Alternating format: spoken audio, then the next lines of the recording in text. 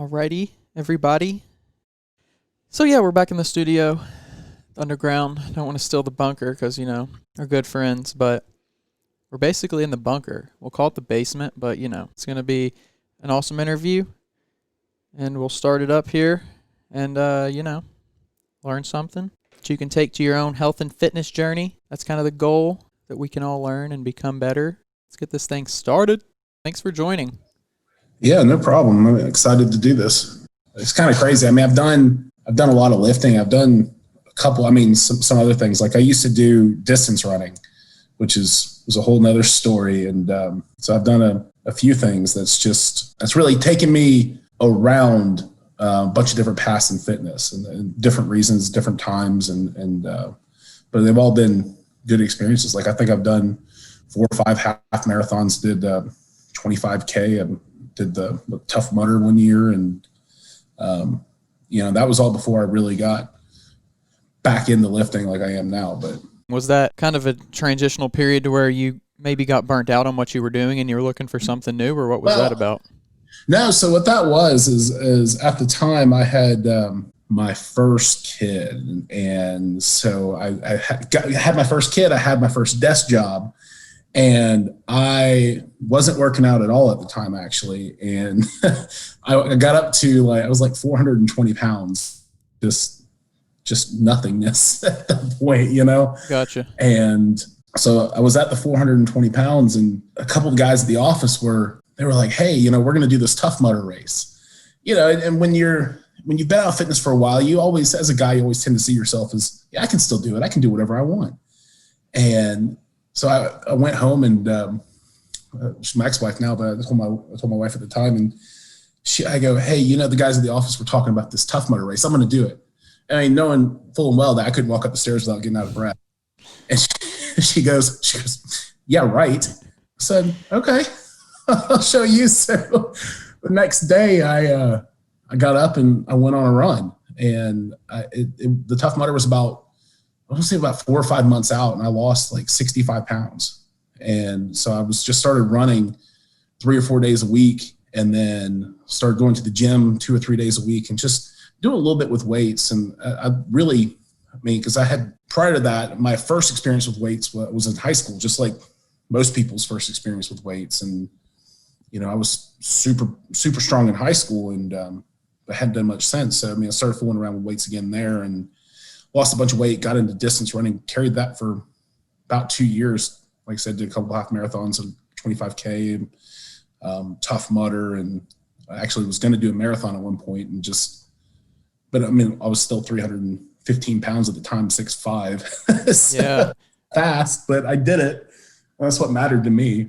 It's almost the same reasoning, I told you when I lost a bunch of my weight when I was very unhealthy. It was because of a catalyst. And the same thing in high school. I started lifting in high school, and I want to say from 10th to 11th grade, I switched schools, and the same story. I was a big kid, but no muscle. I went and helped my dad at his job, and he did construction. So, I had some muscle, but I was just, I hate to say it, I was just fat and had no developed fitness skills. And I switched schools from 10th to 11th grade, and I was like, I'm going to sign up for weight training and reinvent myself. And that was my first experience with weightlifting. And that was a big step for me, because when I walked in, I could bench 180, 200 pounds. And by the time I graduated, I think I still hold the record at my high school I benched 555 when I graduated, and I squatted 765. And we didn't do deadlifts back in the day. Everyone was about power cleans, which I'm I've never been good at. That's a difficult lift that requires a lot of form and a lot of speed that just being a bigger guy, I don't think I'll ever have. And there's some people out there who are as big as me who can do them, just not me.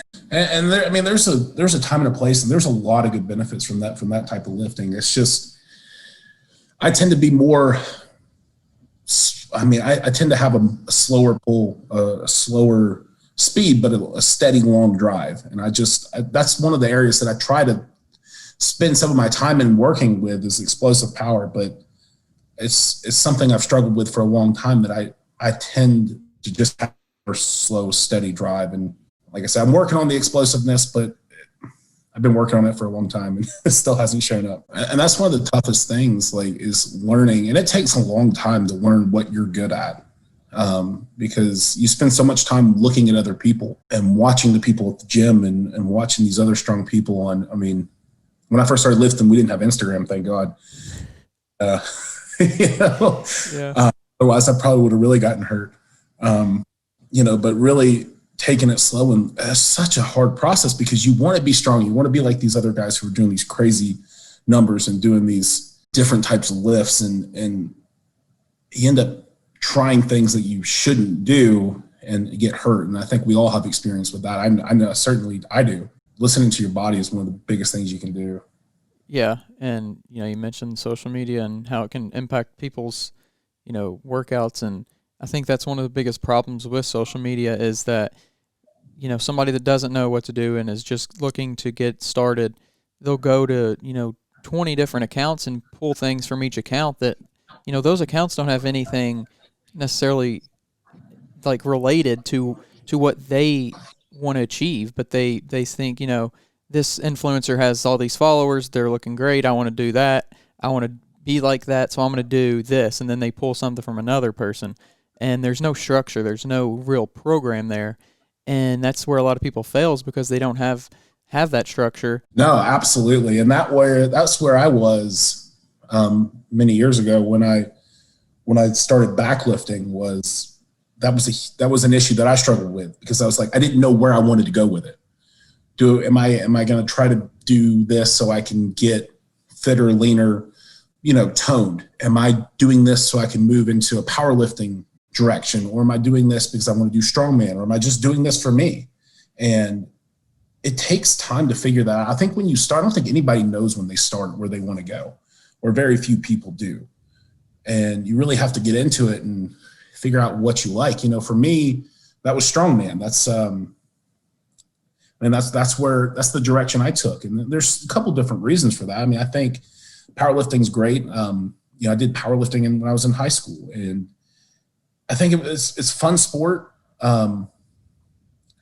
But it comes down to it. It's the same three things over and over. Yeah.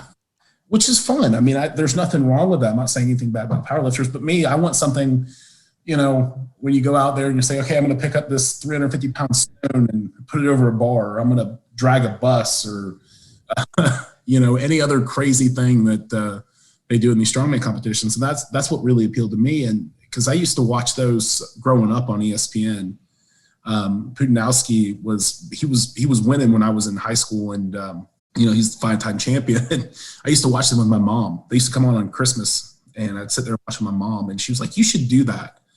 And I think that's probably where it all started. I don't want to admit it, but I wish I had found it a little bit earlier. I'm a little old now, 35 years old, so creeping up there. Wish I'd started a little bit younger, but nonetheless, you found what you like to do. And that's huge. A lot of people, like you said, they struggle with that. And when you start off, most people don't know what they want to do. And it takes doing, powerlifting, bodybuilding, cycling, swimming, rowing, all these different things. Yeah. And you just got to try them all and figure out where you fit in. I did running. I loved running. Absolutely loved it. There's something about being on a 15-mile run and hitting mile, 13 or 14, and that's a whole different zone. And, but unfortunately, that and strongman aren't super compatible. Yeah. You end up doing more harm than good, but, as far as your strength goes, but, finding that what you want to do, learning how to do it, that's the second step to it, because you can figure out what you want to do, but then what works for some people is not going to work for you. And I can do that. And it took me a year and a half of actually deciding I wanted to do strongman to really figure out how I needed to train. And that's still a progression every day. And I don't have a lot of equipment at my house as far as for strongman. I mainly train at my house. And so I have to travel to go to various gyms in the area. So I don't get to train a lot of event specific stuff. And that's where my training is lacking right now, is event specific things. And I have a lot of overall strength, but still building up event specific strengths. But, going back to that is figuring out what worked for me, how I can do it, and how I can do it on a consistent basis without being hurt. I think anytime you do heavy weights consistently, you're going to have aches and pains and injuries that pop up, and they're going to be the same ones. They'll go away for a little bit and they'll pop back up in a few months, and learning how to train around those so you don't get injured. And I think if you do have somebody programming, if you haven't put that experience in and figuring it out for yourself, and you're going to have somebody training you, make sure that person listens to you and what you're saying about your body. Because I had a bad experience where I got a coach. I was like, okay, this is gonna be really cool. I'm really gonna kind of take my thing to the next level. And he's a pro strongman. No names or anything like that, but he's a pro strongman. And I was like, this is gonna be great. So I got him set up. He sent me my program. I said, hey, I'd torn both my patellar tendons. I had holes in them, and it's still healing. It's still an injury that I have to work around. So I said, hey, I can't do a lot of squats. And he said, no, you'll be okay. Just do this program. And I was like, okay.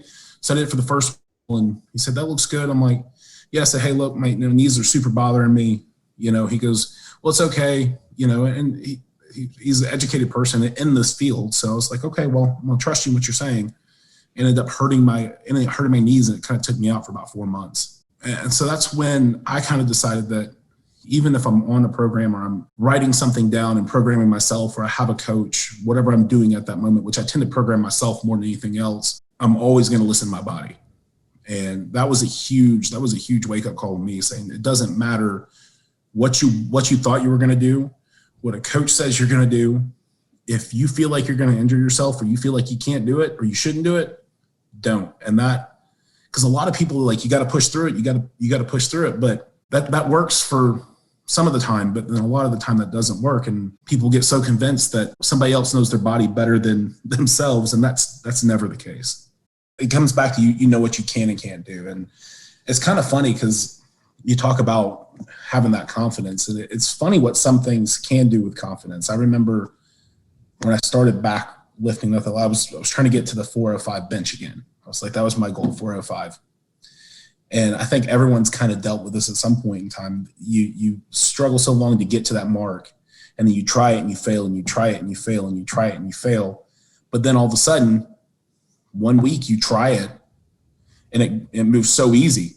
And then all of a sudden you can throw an extra 20 pounds on and you can move that just fine. And that goes to the mental part of lifting, which is so crazy how much your mind can limit what you can do physically. So yeah, I've been doing my own programming for about since February. I have been 100% programming myself, which it's been great. I'm getting a very consistent workout, which with some programs I've had in the past, I haven't felt like I've gotten a super consistent workout. But it takes a lot of restraint as far as, because anybody who gets around heavy weight and you get comfortable lifting heavy weight, I mean, sometimes it feels like going for a new PR on, 1 rep max is something that you can do way too often. My program right now, the way I've been training, I go heavy for low reps, and that's what works for me. If you see me do anything over 5 or 6 reps, if you follow my Instagram page, you probably don't see me. You're not seeing me do that very often, and that's what worked. I know that's what worked for me. That's what's helped build my strength up in the past. And that's why I've kind of progressed at the rate I have since February, is because I've really listened to my body, watched what it's done over the past few years, watch how it's responded, and really tailoring my program to how I see results. And that's the biggest thing. So I'm super happy I've had all the training and coaches in the past. And I've learned something from every single one of them. But taking all that, watching how your body responds to each one, and then folding that into your own program is great. And another key part to that is it's not written down. My program, people laugh at me. They're like, "Are you serious? You don't write it down?" I said, "No, because if I go down into my basement and I'm going to go for deadlifts, and it's just like the other day, I pulled 670. I did on deadlifts. I was going to do it for a set of 5. I was like, all right, I'm going to go do it for 2 sets of 5. Cool. And it's a little later than I normally train. I get down there and I pull it for 3. It was a hard 3. But if I had written it down, And it's just something personally, if I had written it down, I would have done it for 5, even though definitely did not need to do it for 5. My body said, nope, you're doing it for 3. This is what you're going to do. That's something that if I write it down, it's something I have to do. I have to complete it. I have to fulfill that goal, that achievement. But if it's more of a loose idea to me, then I can say, okay, you know what? I've had enough of this. And I'll usually punish myself in another way that I can. So steel rows after that. And definitely got a good back workout. So don't get me wrong. I have the outline of a plan. It's just not written down. I know I'm going to go do deadlifts. I know I'm going to do my accessory work. And I have an idea based on, when my last, 1 to 2 rep sets were, what I'm doing, roughly what range I'm going to be in that day. And then honestly, how I feel. If I feel great and I feel healed and nothing's nagging at me, it's perfect. And maybe that's just something that comes with, I think, getting older. I don't know how old you are. Going on 25. Going on 25. Yep. Okay. So you're still in that prime time. Yeah, I'm still in there, and I'm trying to take advantage of it, but recently it's just been rough. It's been rough. I've been so busy. You need to, because the older you get, so I got about 10 years on you. The older you get, the harder it is to recover. And those little nags that go away in 1 to 2 days, when you're younger, take 4 to 5 to 2 weeks to go away as you get older. And I think that had a lot to do with my moving away from coaching. Is just because sometimes there's exercises I can't do right now. Like for example, if I try to do nose breakers, my tendons behind my elbow on my right arm will kill me, which is fine. But if I let them rest for 2 or 3 weeks, I'll get 6-7 months of good use out of it. And then it'll bother me for another 2-3 weeks. So it's just, I think that probably has a lot to do with why I kind of moved that way, just because I like being able to rest at night without hurting so much. If you do have a coach, just make sure you're sharing that with them, saying, hey, I don't enjoy this. It gives me pain. And if they're a good coach, they'll find a movement that works the same exact area. And hey, does this help? And hopefully it does. And that's the big point is having a good coach who listens. I think that is by far one of the most important things. If you're going to have a coach program you, is having one that listens, that's accessible. And if that's what they're choosing to do, that's their job. That's what you are paying them to do, is to be accessible. And there's sometimes my coaches in the past, I'm like, I don't really want to text them. I don't want to call them. I don't want to message them, because you're just like, well, I don't really want to bug them. But ultimately, you need to have a coach who doesn't make you feel bad for wanting to do those things.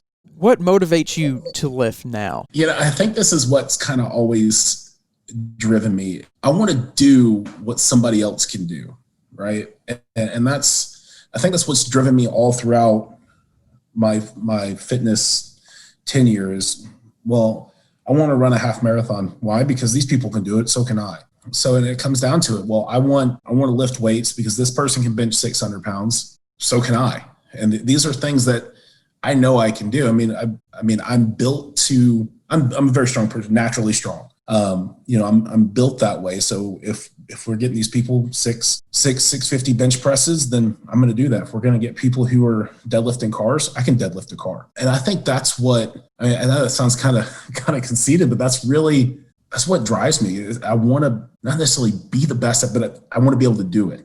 I want to say, yeah, I did that. When I look back 10, 15 years from now and say, yeah, look, this is what I did. Maybe I'll have different interests then. I don't know. My interests have flopped so many times from running into lifting to various different things that, where am I going to be at in 10 years? I don't know, but I want to be able to look back and say, yeah, you know what? I did go and I did compete at these strongman competitions. Yeah, I did go to the nationals and I won that event and, got my pro card. That's eventually where I want to be in the next 2-3 years. And I think that's super obtainable for me. But I want to be able to look back and say, I did that, because not everyone can say that I did that. And that's the same reason. I don't know if you did that for when you ran your marathon, but people ask you, say, hey, what have you done really? I'm like, well, I ran a marathon. You'd be like, huh, yeah. Man, I can never do that.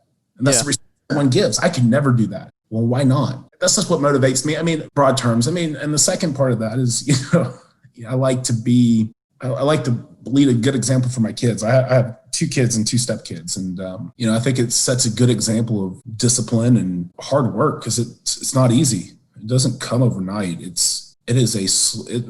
forget who said it, but it's the process of slowly adding weight to a bar over time. I don't think it's ever been said any better. That is weightlifting. It doesn't happen overnight. It doesn't happen in a month or even 6 months. It happens slowly over time. By the time you look back and say, wow, this is where I was. This is where I am now. I couldn't even imagine being there a year ago. Each person has their own motivation, but I know competing, super competitive person, of course I want to win, who doesn't want to win? But I think that, sometimes winning's almost a second for me, because it really comes down to just doing it and knowing that I put in the time and the effort and, the pain, because that's what it comes down to, is enduring the pain to do this. And I did it, and I conquered, and you move on, and then finding the next thing to conquer. What's that one thing right now, that one lift or that one specialized lift kind of for strongman that you're really feeling and you're really enjoying? That's a tough one. So if it's a specific strongman lift, I gotta go with the log. I absolutely love doing the log. It's difficult and it's humbling. It's very humbling. You watch people do it. If you've never done a log, you watch people do it online, and that clean motion where it comes from your hips up to your shoulders, it always looks so smooth and effortless. But I don't know. It's the hardest thing for me to do sometimes is that clean, and I can press a lot more than I can clean, unfortunately. So that's the most humbling thing. So I absolutely enjoy doing the log 100%. If I can get up to my chest, then it's a whole different experience too, because it's a little bit further out than a typical barbell would be, because just the bulk of the log itself. So it's almost like you have to bend backwards enough, and then it makes it awkward for a push press. Maybe it's just my size or the way, my flexibility, which is not the best. But that's the one event, strongman specific, that I'm absolutely enjoying right now. Just overall lifts, I think deadlift right now is probably my favorite. Yeah, it was absolutely my favorite, because I know exactly why it's my favorite, because I didn't have a ton of weight in my house. I had 580 pounds at the house, and that's all I had to train with. Didn't have a gym membership anywhere, and we're working out at the house, my wife and I, and so we're working out, and I had to do that, and I started training higher reps for 580 pounds. So then I go to Georgia's Strongest Man, and they had an axle deadlift, and I had never lifted anything over 700 pounds off the floor ever. I don't even think I've ever attempted it. I think the most I attempted at that point was like 650, and I had gotten that, but I go to pull this 715 off the floor, and I did it for 2. And I'm like, okay. And that was on an axle bar. I was like, so stoked about that. I was just like, I can't believe, I wanted to have a 700-pound deadlift by the end of the year, beginning of next year. And here I am in August, it was back in August, and I pulled 715 off the floor. So, anytime you can make a huge progress like that, is fantastic. And that just came from, being super consistent. Deadlifting twice a week, going as heavy as I could for as many reps as I could. And I really enjoyed that. I'm super happy with my deadlift right now. So we'll see how it goes. And the reason I'm harping on it so much is because I'm the type of person, as soon as I get a PR, normally for me, like I hit a PR on bench. I'm like, okay, I'm happy for like 2 minutes. And then I'm already on to the next weight. I'm like, okay, well, if I could get 515 on bench, let me do 520 or 525 and do that, and I'll fail, which is fantastic, because I don't let myself get too full of myself. Right. And I always like to humble myself with trying for more and failing. And sometimes I get the more, but then I always go again and fail. I guess the satisfaction of those PRs, I don't like to let it live for too long, because I want to constantly be driving for more. Because if you're not striving to take that extra step, I think it has a lot to do with moving up in weight. But I've let my deadlift PR kind of live on for a minute, because I just haven't. It's not really in my cycle right now to try for a PR. So I did some wagon wheel deadlifts at 725 for reps the other day, and I probably got about another month before I actually max out my deadlift again. So we'll see. And then I heard that United States Strongman Association is going to be bringing back the Georgia deadlift and log press championships for 2021. So I'm going to buy a deadlift suit because those are allowed there, and be a big rubber band man and see what I can pull off the floor there. So I'm excited about that. How does one in the strongman game handle their nutrition? Oh gosh, see that's a difficult topic because you'll get answers from a lot of people, and they vary quite a bit, and kind of trial and error for me to begin with. So you watch, you can go on YouTube and you can find a million videos about strongman nutrition because it's fascinating, and you start watching some of them and you're like, oh my gosh, I need to eat 10,000 calories a day.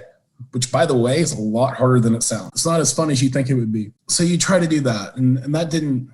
I ended up gaining more weight than I needed, so I backed off. And I had to lose a little bit of weight. That was when I originally started. This was almost 2 years ago, and then kind of balancing it then, and I had to lose some weight and get back down. But really, when I started back in February of this year, after taking a few months off, I kind of came at it from a different angle. On average, I probably eat about 6,000 to 6,500 calories a day.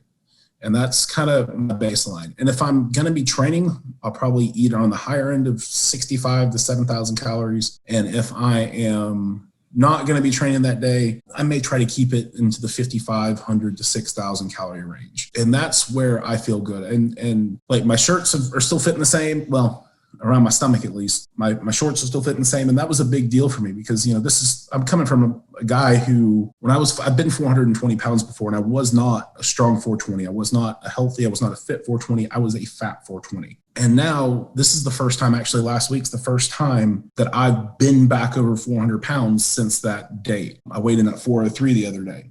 And that was I had some mixed emotions about that, actually. And I think Brian Shaw said it one time. I think on that, what was it, Born Strong? He goes, he said he developed kind of a reverse anorexia, that he associated with being bigger with being stronger, which isn't the case. You Right. can just start gaining fat. So it's a struggle for me because I don't want to be fat again. I worked really hard to lose all that weight the first time. It took a year for me to go to 420 down to 315. And 315 is a healthy weight for me when I'm not strong. If I'm just an average hanging around, I'm still pudgy, but it's a healthy weight for me. So now for me to be back over 400, it's difficult for me because I don't want to be that fat kid again. So it's kind of, part of me is like, okay, I need to eat more and make sure I do this. So finding that right balance is difficult. And like I said, I've got a good handle on it now where, sometimes I gain a little bit of weight, but then I'll back off just a hair, and then I'll kind of catch it back up with some muscle, and kind of just playing that balancing act for me is a big deal. Because if I get too much fat on me, then you become inefficient at a lot of lifts. Your deadlift gets harder, your log gets harder, your squats get harder, your bench press. Everything gets harder to do. So it becomes counterintuitive at a point. So making sure that I'm trying to stay a healthy 400 pounds it's difficult. So it really requires just being aware of how my body is, how much fat's on my body at the time, and then adjusting my diet accordingly, but never to the portion where I'm starved for calories. I don't ever dip under 5,000 calories a day. And that's kind of, each person's different. That's what it really comes down to. It comes down to how your body handles the food that you put into it, how well your metabolism works, there's a million different factors and a million different books that will tell you different things. But again, knowing your body, trial and error, knowing what works for you, and then paying attention to it and realizing that nutrition control is not a fun thing to do, especially when you have to do it on a weekly basis, because it's so much easier to find a routine and stick to your diet routine. So that's why this is actually probably the hardest part of it, is maintaining that appropriate amount to make sure that I'm not gaining too much fat. So it's a difficult scale for me to balance, but it's one of those things that I'm learning and I'm getting better at daily and weekly. To a lot of people out there that are potentially listening, 5,000 to 7,000 calories is like mind blowing. How do you handle that throughout your day? How do you split that up, and how do you intake that much? So normally I have my breakfast. Okay, I love Eggo waffles with some peanut butter and syrup on them. So I usually down like 4 of those, and I like turkey sausage. So we'll do that for breakfast. And then I'll usually have a snack around, 10:30. And that snack could be really anything. Sometimes a peanut butter sandwich. Big fan of so there's this sweet Hawaiian bread. You put peanut butter on it with some honey. It's amazing. It's one of the best things, actually. So I'll eat that, or maybe I'll do like a calorie protein shake, which is regular protein shake. Use whole milk, put some peanut butter in there with it, maybe a little bit of olive oil or regular vegetable oil, just something for calories. And then for lunch, some sort of meat and carb with some veggies, which it could be anything from steak to beef and rice to whatever it may be. And then, you'll have another, snack, but they're really meal size, as my wife likes to point out. Snack in the afternoon, and again, whatever your heart's content. And then again for dinner, it comes back down to meat, protein, and vegetables, which not a huge fan of vegetables, gotta be honest. So sometimes those don't get eaten, and it's just meat and carbs, which again, like tonight I made sesame chicken with fried rice, which, I like to cook when I can. And dinner time, I got really bad in the past 2 months of eating too much sugar. Ice cream, God, I love ice cream, but I'm trying to stay away from a lot of the sugars. I saw a lot of them creeping back into my diet, and that's something that's always made me gain a lot of fat, which I don't want to gain really any more fat than I already have. So I want to kind of stay at that level. So just trying to keep the sugars out, but it can be difficult to eat a clean 6,000 or 7,000 calories a day.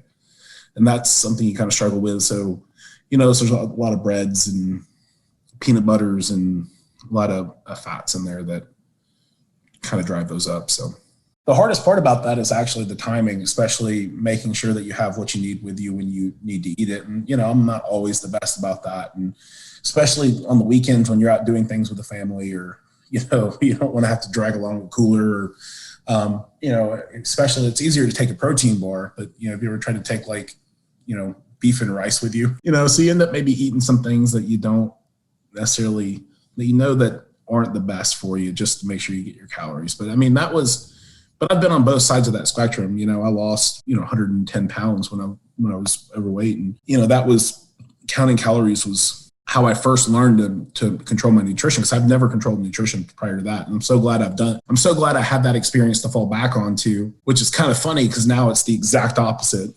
Before I was limiting my calories, making sure I could consume as few as possible so I could lose weight. And now it's like making sure I consume enough. So it was a weird flip. That was a weird flip. And I don't know really how, I don't know if you can tell, I still don't know how to feel about nutrition sometimes.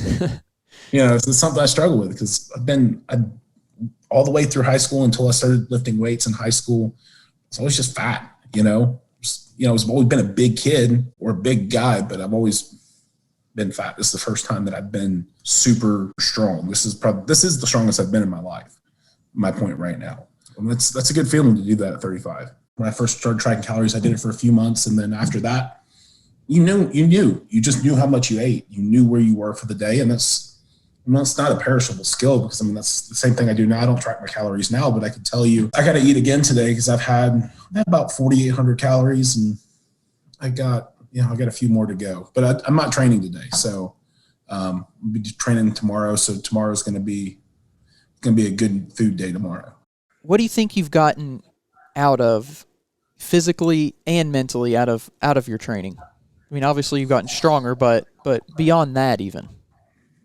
Oh man. So, I mean, physically I think I've got, I've definitely set myself up for success later on in life. I mean, I plan on continuing to lift and be active. And I think just physically doing that every day, or at least, 4 or 5 times a week is important. And it, promotes good health, promotes good organ health, promotes good, bone health and muscular health. And I think those things will carry through to old age for me. And I really hope they do. And, putting in that time now physically is important, even if you're not get out there and training for, anything specific. I mean, fitness has been a part of my life for very long time now. And it's, I think those things are going to carry through to my old age, hopefully, and knock on wood, and let me be a little healthier, a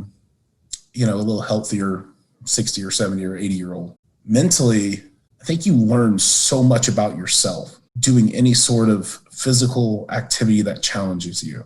I think you learn what you can and can't do. I think you learn whether you're a strong or weak person. And just because you're a weak person doesn't mean you can't become a strong person. And I think you learn so many valuable lessons as far as not quitting, not stopping, not letting somebody tell you can't do it. And I think overall, any time you come up against a challenge like that, whether it's a physical challenge or any other challenge in life where somebody tells you can't do it and you do it anyways, I think that's important. I think that builds something in you. It builds pride in yourself. And when you have pride in yourself, everything else falls into place. You see so many people who go into the gym, who go in there for the first day, or, go into any event in life for the first day, and they're so timid and shy and insecure. And then you watch them progress over time, and you watch them build this strong will about themselves.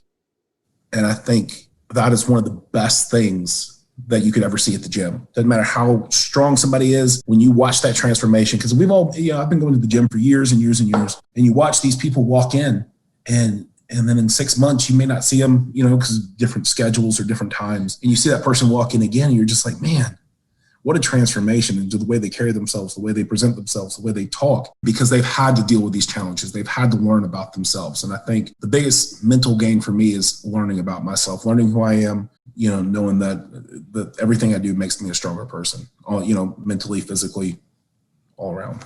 It comes back to the laws of motion. An object at rest will stay at rest.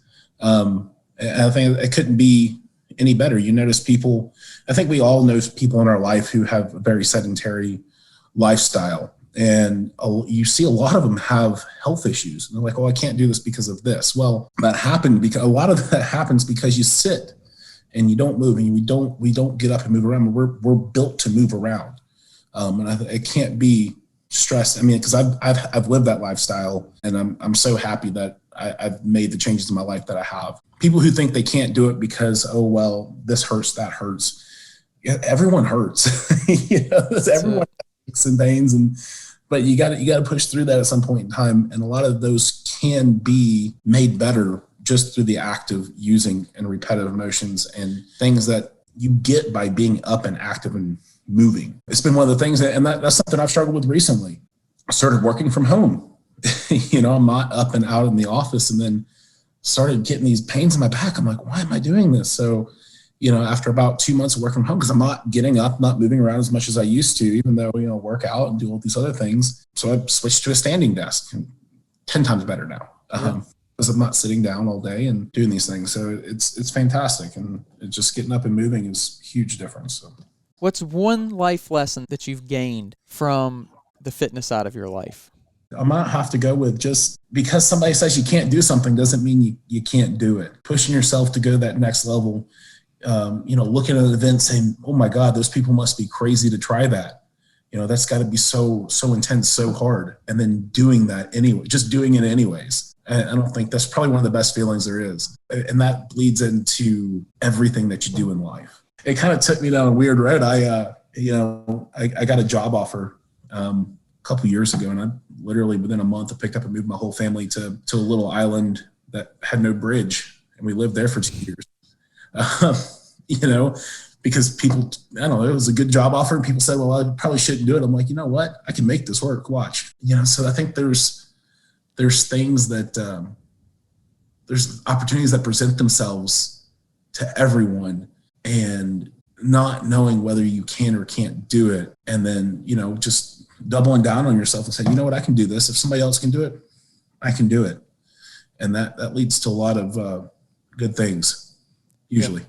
Yeah, absolutely agree. Thank you for sharing your story. Yeah, thanks for having me on here. I actually had a fantastic time. So it was great to meet you. It was great to talk to you. Take care, man. You too. As always, subscribe and find us on Apple Podcast, Spotify, YouTube, all the great podcast players out there. You can find us on pretty much all of them. And make sure you leave us a rating, leave us a review. So thanks for listening in. Stay tuned for more. Peace.